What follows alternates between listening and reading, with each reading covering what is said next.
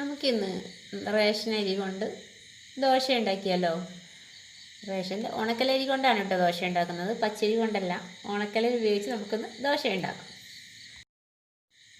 അപ്പോൾ ഇതാ ഒരു കപ്പ് അരി എടുത്തിട്ടുണ്ട്. ഇത് വാഷ് ചെയ്തിട്ട് നമുക്ക് കുതിർത്തെടുക്കണം.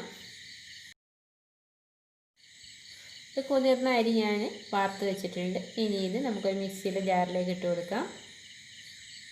കൂടെ തന്നെ ഒരു 1/2 ടേബിൾ സ്പൂൺ പെരിഞ്ചീരകം കൂടി നമുക്കിതിലേക്ക് ചേർത്ത് കൊടുക്കാം.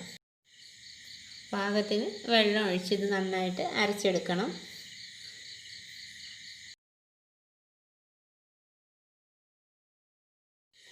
അപ്പോൾ ഇത് ഞാൻ അരച്ചെടുത്തിട്ടുണ്ട്. ഇനി ഇതിലേക്ക് 1 കപ്പ് ചിരകിയ തേങ്ങ ചേർത്ത് കൊടുക്കണം.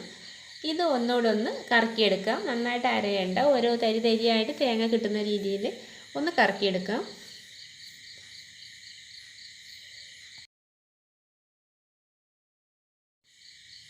ഇതിപ്പോൾ നല്ല തിക്കായിട്ടാണ് ഇരിക്കുന്നത്. നമുക്കിത് നീർദോശയുടെ പാകത്തിലാണ് മാവ് ഉണ്ടാക്കിയെടുക്കേണ്ടത്. അപ്പോൾ നമുക്കിതൊന്നും കൂടെ ഒന്ന് ലൂസാക്കിയെടുക്കണം.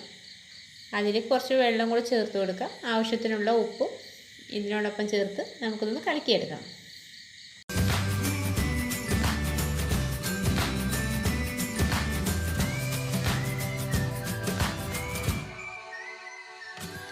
ഇനി ഒരു ദോശക്കല്ല് ചൂടാകുമ്പോൾ അതിലേക്ക് ഒരല്പം എണ്ണ തടവി കൊടുക്കാം. ഇതിലേക്ക് ഓരോ തവി മാവായി ഒഴിച്ച് നമുക്ക് ദോശ ചുട്ടെടുക്കാം.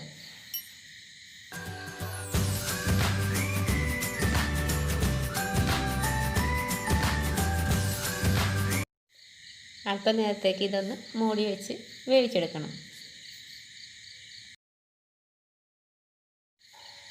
അപ്പോൾ നമ്മുടെ കിടിലൻ ദോശ ഇവിടെ റെഡി ആയിട്ടുണ്ട്. ഇതിനൊപ്പം തേങ്ങയും ശർക്കരയും ചേർത്ത മിക്സ് കൂടെ ഉണ്ടെങ്കിൽ അടിപൊളിയായിരിക്കും.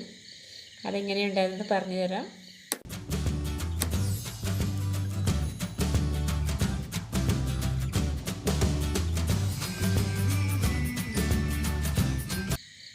ഒരു കപ്പ് തേങ്ങയിലേക്ക് ഒരു 2 ടേബിൾ സ്പൂൺ ശർക്കര ചീകിയത് അല്ലെങ്കിൽ ചക്കര ചീകിയത് ചേർത്ത് കൊടുക്കാം.